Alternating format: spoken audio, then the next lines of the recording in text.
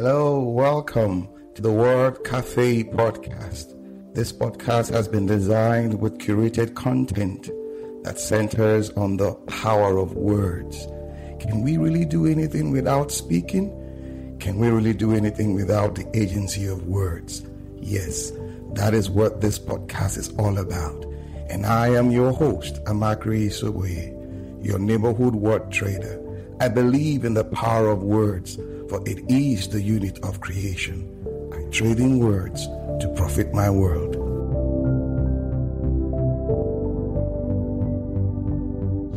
Hello guys. Yes, this episode of the Word Cafe promises to be exciting. Why?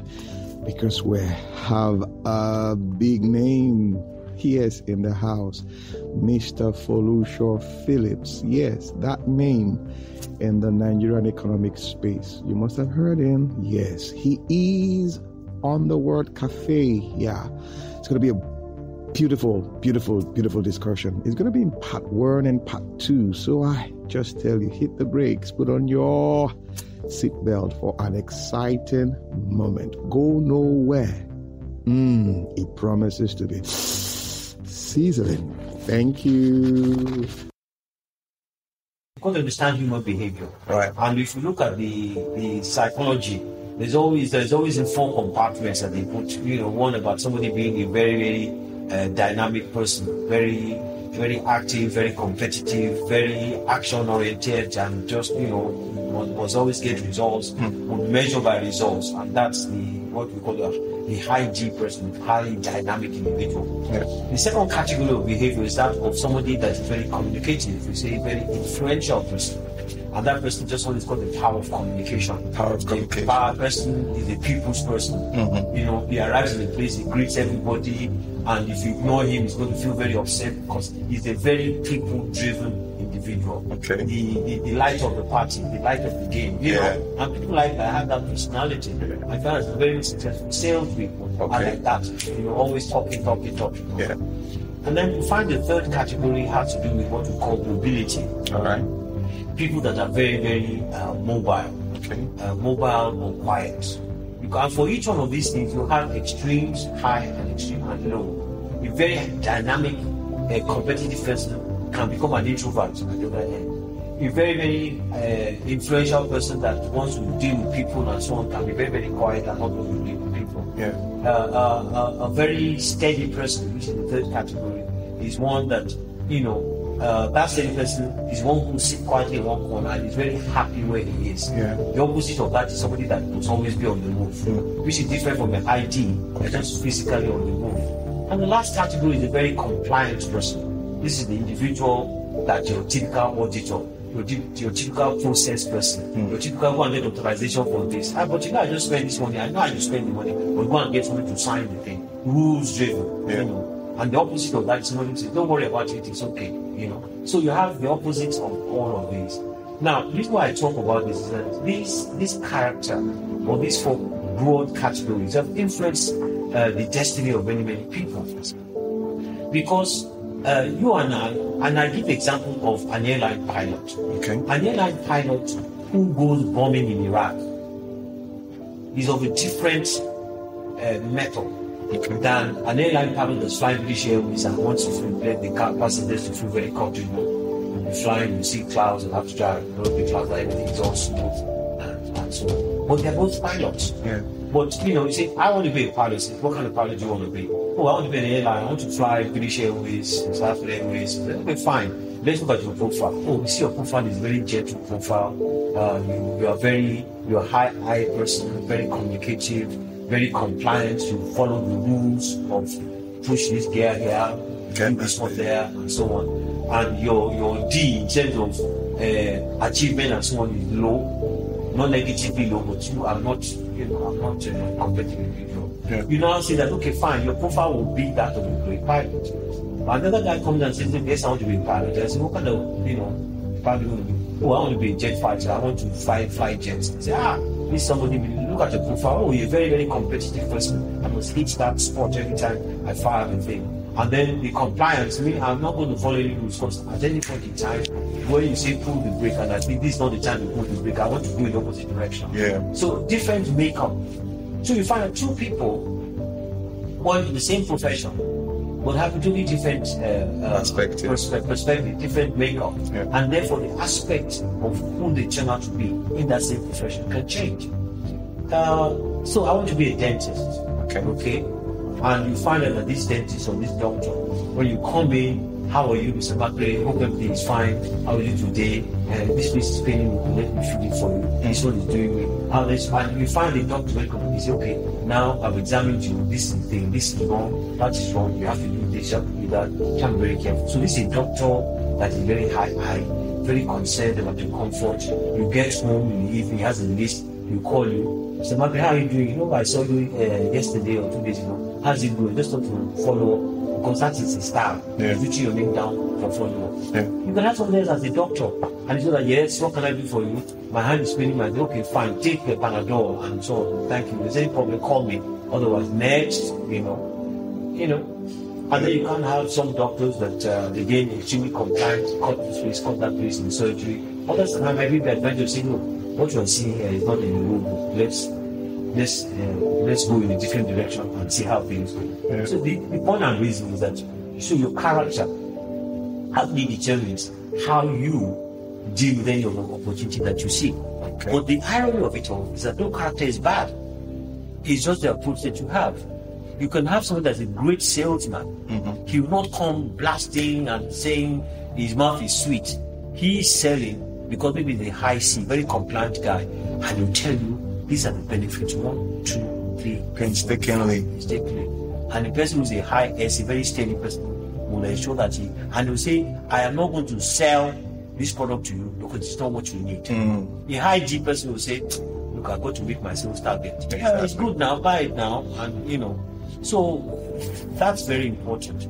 And I say all that because I look at that in terms of sort of my own career and the life that I've lived. Okay. I think one thing that helped me was that I was a bit of a fast track. I got into secondary school very early. Okay. I say this to people and they sort of say, Mr. Phillips, I was never the brightest in school, never the brightest in class. Really? Yes, I was never the brightest. In fact, there was a time when I tell people, I think now I can say it without feeling embarrassed. I think when I was in Form 2, I was nearly at the bottom of the class. My father said, what's all this? And I was getting distracted in school. But what I found was that I know I communicate very well. Okay. I know I speak very well. I'm a very high person. All right. I know it. And so they say build on your strengths. So, literary and debating society, I could speak well. Okay. But didn't have the points. So you get all the intelligent guys, they go to literary and debating society, so you are heading over a team where they write out all the points for you. These are communicator. I'm the one that will go and be doing the grammar, and they say, that guy is very, very bright and so on. But I smile and say that the content of what I delivered was from other people. But I was the one that delivered it. Because if those same people had to deliver the content, it probably wouldn't be as effective as the way I did. Can imagine. Okay? So you find as a result, these things don't work out. So one was very young going to school, and it followed through. So I was just an average student as far as I'm concerned, but I think I was extremely confident. And because of this nature of being comfortable with people, being able to express yourself, it helped. Yeah. And that is something that's helped a lot of organizations. It's the very same thing when you bring into an individual all those characteristics that you associate with a successful company. A successful company's got a good brand, it's marketed well, the products are seen to be well, it is seen all over the place, and say this is a great brand. Look at it as an individual. This person speaks well, is a great brand, respected, good integrity, is always everywhere. This party, that party, this conference, that conference, the individual is always seen, and consistently so over time. Whereby your people begin to recognize that individual, and I think all that begins to come together. So the same principles that you have for a company are the same things that you would apply for an individual in terms of how you want to be seen. So you find that sort of helped in shaping the things that I did, and when I did it, and how I did it, and things of that nature. I'm just taking in everything. The part you said that you were not the brightest in class. No. Yeah. Yes.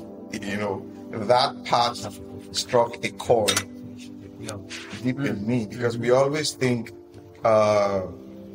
for the most successful, they were the brightest in class, and all that. But one thing that stood out when you said that word for me was you sounded like someone who is a maverick. All right, I have an idea in my head, but it's not generally acceptable.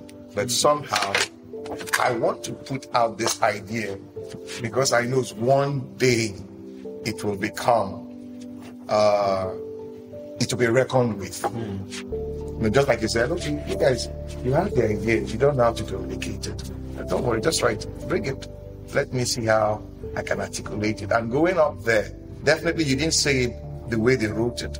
You brought in a level of your artistry into it. And someone is like, wow. And that's the innovative part of an individual, which is a bit adventurous. Yeah. And you are ready to be adventurous, you're ready to try. And that comes again with your high eye, your let's go, we can make it work. Yeah. And when you look at, and don't forget, these characteristics I mentioned, they are combined. You can be a very dynamic, competitive individual, coupled with the ability to speak well and this thing, coupled with the ability to be a very precise individual. Therefore, your standards, the things that you want to happen, the compass always be in this corner. That's where I put it. You are orderly, and all those things, they all come to play. And I depend a lot on this. Even when I watch people after so many years of understanding this, you begin to sit down and you profile the individual. He's a high D, he's a low S person, he's a high C person. And therefore there are ways in which you communicate with them. So you find that for my own area, so going through school, like I said, never really practiced. Even in university, sort of went along. But was also school in Nigeria? My university was abroad. Okay. University in Wales. Okay. University of Wales. And when I finished that, I actually studied accountancy, which was an accounting training program. All right. Which have these graduate students where you take them through training in accounting, which I was lucky enough to have with British Gas. And I think also my first degree was an interesting one. It was in industrial economics. And what we did was we studied business, economics, marketing, and all those things, accounting, and then we also studied manufacturing systems. Okay, and I think that's where my own spirit of innovation was born, because whilst you're dealing with the business side of things, you're also dealing with the practical side. We actually went to the workshops, we used lathes, milling machines, we forged components, we made components, we built things, and this was in the UK. So every Saturday, Sunday, we were busy in the workshop doing stuff. So finally, being a mechanic, who was, one half of my course, and then the other half was sitting down doing accounting, doing marketing, doing economics. So it was a very, very nice, robust. So it was not just book work alone. It was very nice. You got your hands dirty. Yeah, and the discipline that we did that. And so when I qualified, I was ready to do cost and management accounting, which is what I got my professional accounting degree qualification. And I became what you call a chartered management accountant now. But in those days it was called cost and management accounting. Again, pushing further this whole idea of working in a factory, working in a production environment, in manufacturing environment, and tying with it, cost efficiencies and all this other stuff. So it was just a continuation of my first degree to go into this accounting, then to be chartered accountant. And then I worked in factories as well. Again, accounting in factory environment. So when you look at all that background, then I end up in HR. And the HR part was just the people part of it. Yeah. Okay? Yeah. It was just the part of me that was saying that, I have a way of relating with people. Yeah. And I think in a way also I realized the power of people. I realized that for organizations to be successful, I know people say it all the time, but they really don't appreciate it. and just concentrate on people. There's nothing more rewarding for a man to have somebody doing a job that he can go to sleep at night while that person is doing. Total trust. Choosing the right person for the right job. It is so powerful. And I think for leaders, that's the challenge you have. If you can choose the right person for the job and not feel intimidated or because some people, they fool themselves by keeping away people that will probably do better than them. And they do realize that once somebody's on, you are sitting on top of that person. The way for that person to move is to move you up as well. Yeah. As he moves up, you are being pushed up. And you don't realize that, again, very much like my secondary school thing. If you as a leader are the one that is presenting and you've got a team that's doing all the hard work for you and you can represent them properly, they're not disturbing you. Instead, they are helping you. They're helping to you make progress. And I think this I realize about the power of people and just getting people to be successful. And if you work on people being successful and your heart really follows that, there's no way you will not. Yeah. I have to ask you this question about, because you made mention of industrialization. Now, the age of industrialization, so to say, is fading out. And we're having this age of information that is knowledge-driven. What do you have to say about it? Considering that this space is like, you have the millennials now coming in, and there's this, I call it unseen battle between one age group, and the other. What's your take on it, and what is your advice, and how do we walk to the future together? For me, it's just a transformation of roles and responsibilities. There's a photograph I always show people of a factory work line in which cars are on assembly line, and you've got loads of workers around the cars, putting doors, putting inside the cars are moving up the assembly line. We say hundreds, about 40 something of them in this particular picture where they're moving and you're seeing this thing going on. Then the same assembly line, a few years later, had just 2 people sitting on huge supercomputers with robots doing exactly what people were doing before. And the thing was that, look, you just lost those people that were working in the factory floor, they just lost their jobs. And the response is that you needed twice as many people to build those robots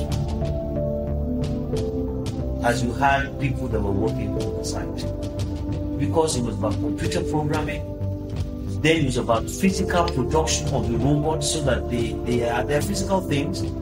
So what you do is you tell this robot, I want you to move 30 millimeters here, 45 millimeters here, and move forward 5 millimeters, then twist. Boom. Now that's got to be programmed. Yeah.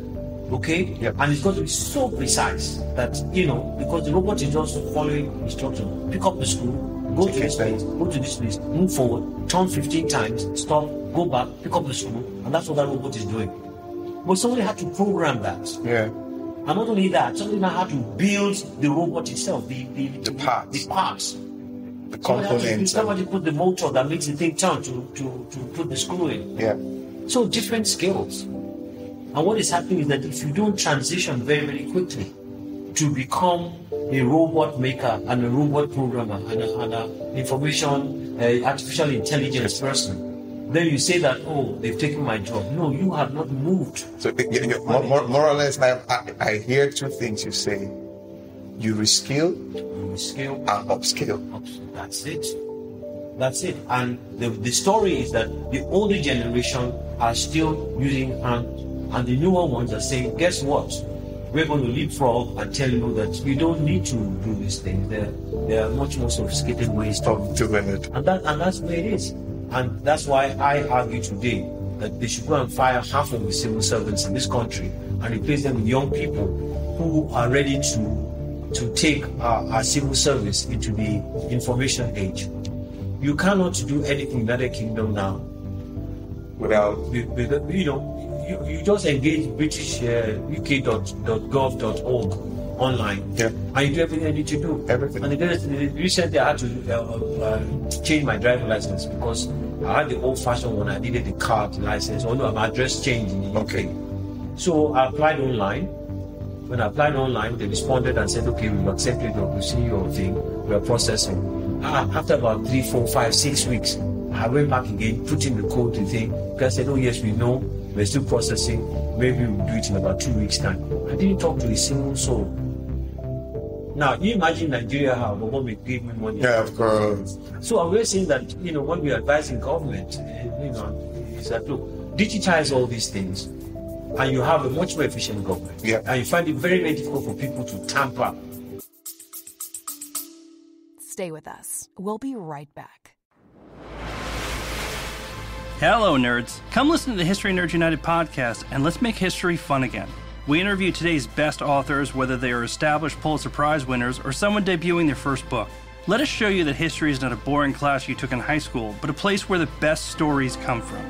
And we don't just cover history. We also love to chat about true crime, biographies, memoirs, and so much more. So head on over to History Nerds United and let us introduce you to your new favorite book and learn the story behind the story. History Nerds United.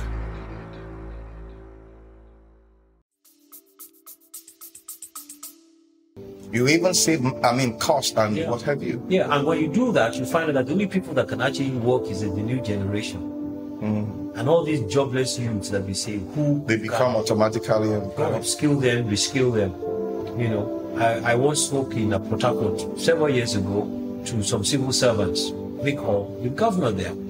And I said, how many of you, are ready to, because they were saying, I said, your children don't have work, do they? They don't have work, your children are jobless.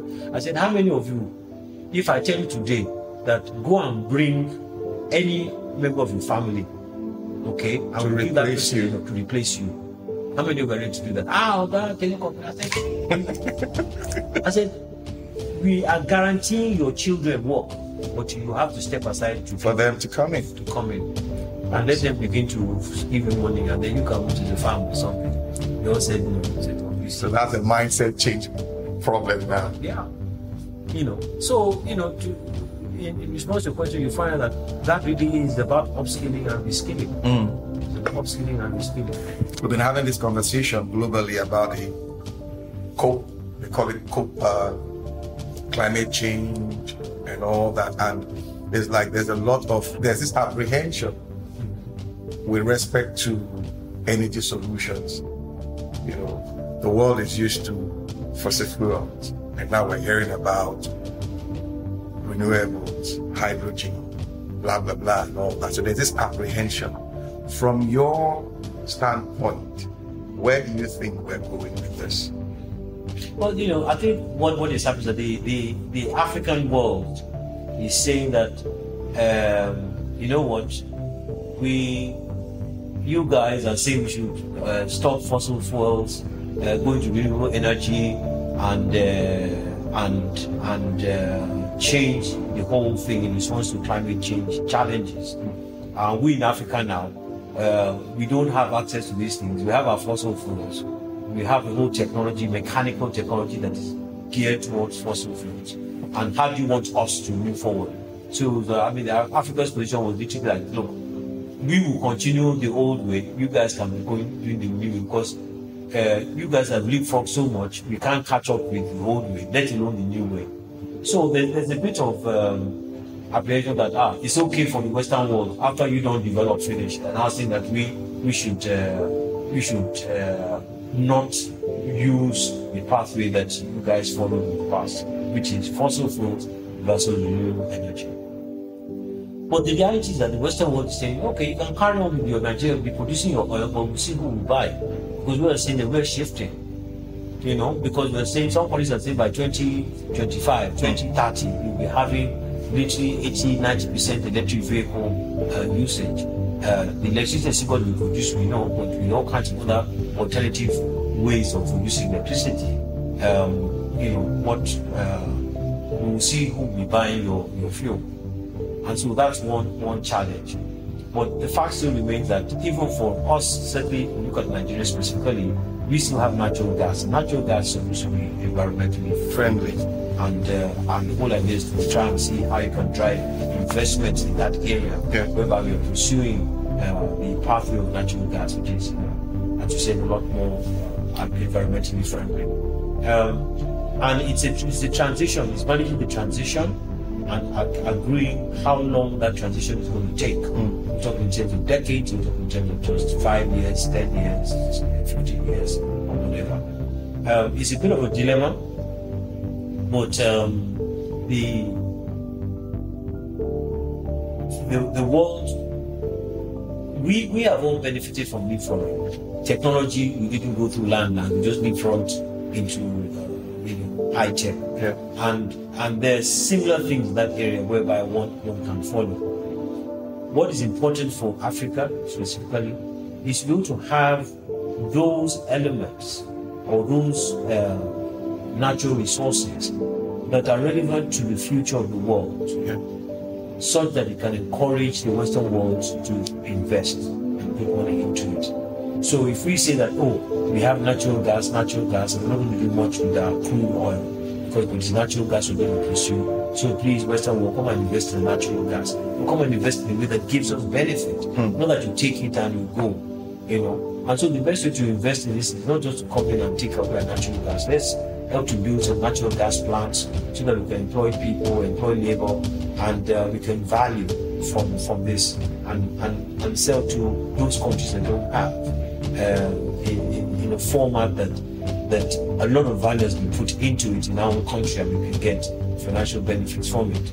Otherwise, again, we're going back to the old model of the Western world comes, they take the raw materials, they go produce it somewhere else, and they bring it back here to you. And that's where we all just have to be very, very careful and very confident and know the extent to which we can challenge the Western world. Because sometimes you can be very threatening and say, okay, fine, we won't invest. But fortunately enough, the world is sort of moved into an area whereby if you want to invest, Chinese will invest. China will invest. If you want to invest, Russia will invest. If you want to invest, Asia will invest. So the stranglehold that Europe and America and England and all those guys had on us, I think and hope it's changing, because we're seeing the competitive alternative that we can have. What's important for us is each one of those arrangements we think through and don't sell our future, don't mortgage our future, and stand up and appreciate the value of what we bring to the table, and not always be in a begging position. If you don't know the strength you have, you can't be bullied on the table. But if Africa had the strength to say, look, if you guys can't do what we want, stuff you, we'll continue to, we'll see how long you guys will survive without the multiplicity of raw materials, minerals that exist on this continent, which we know the Western world depends on a lot. We just don't appreciate our strength. So how do we hone this strength you're talking about now in Africa? How? Because we've been hearing about it over and over and over. How do we get it to that point to be recognized globally? I think it's first of all our leaders appreciating that we do have the strength. If you don't know how strong you are, you can't boast about that strength. And when I say leadership, that is from your presidency to your house to your legislature and across all the different countries, the ability to have the strength of character and not be bought by the Western world. The ability also to appreciate the fact that the Western world, especially the United States, especially the United States, can be very, very, they can take you out. I look at that. If you read this book of The Economic Hitman, I heard about it. Read it. Read about The Economic Hitman. I'll go pick it up. Go pick that book up, because the day I read it, my whole world changed in terms of this thing. And there was this video that I'd seen it before, but it came doing the rounds again. And funny enough, I'll actually play it, because I want you to listen to it also because of assassinated your first popular leader. I've seen it. Yes. And then installed another dictatorship for the next 30 years. And it's so relevant. Glencore and others now suck out your cobalt without giving you tax income. And that guy walked. He was in the, I think, what do you call it? Yeah, Jeffrey Sachs. Jeffrey Sachs, yes. You know. The day I saw it, I was blown away. Yeah, because he's saying that, look, this is not true. We were all part of this thing now. But like it's enough because it's part of what is having a negative effect on the global growth of the whole world. You know, just like we say that few people in Nigeria make money, few people in Nigeria drive luxurious cars. But you can't enjoy it in its totality. Okay, so the same thing with the Western world. If the whole world is not really at your level, there's a limit to how much you two can. You just one part of the dragging the other down. At the end of the day, they become a risk. People are moving from one country to another. You have immigrants that are crossing the channel trying to get into a place. You find the dissatisfaction, and therefore people that are blowing up planes. And you know the world is you have a responsibility to the rest of the world. And when you look at the numbers that's been talked about, you can't afford. You can't afford to stretch out your hand to help. Exactly. You can't.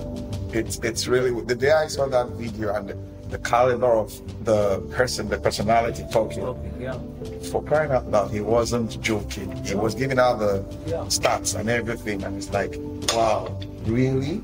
You know, amazing. Yeah. All right, guys, we've been talking with Mr. Phillips.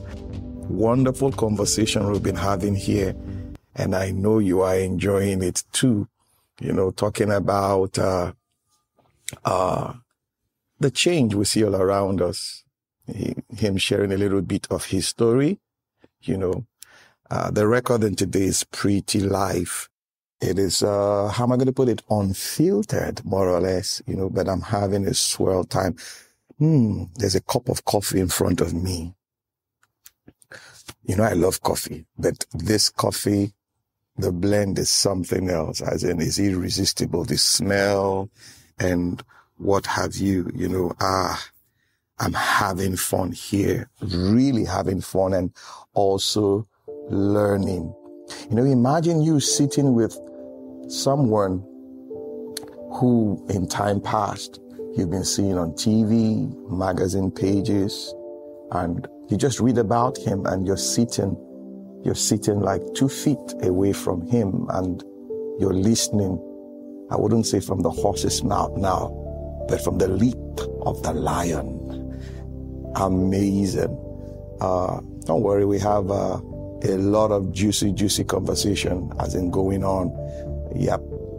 I'm going to still ask more questions, you know, and you hear him share with us. Yes, share with us. Don't leave, hang in there with me. You know the way we do it on the Word Cafe. So hang in there. You will hear more gist.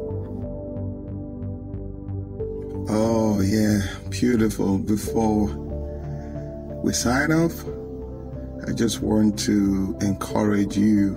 Yeah, it's been a wonderful time. And also, I'd like to hear from you your feedback. You know, you've been listening to the Word Cafe podcast. I would love to hear from you, the feedback. If you have any questions, you go ahead and ask those questions. You can reach me at my email address, amakrigaribaldi@gmail.com. Amakri is AMACHRIGARIBALDI@gmail.com. Yeah, and we'll get back. You know how we do it on the show. Thank you. Awesome time it has been with you on the Word Cafe podcast today. Thank you for being there. You can catch me up on my social media handles, Twitter, Facebook, LinkedIn, Instagram, all at Amakri Isobuye.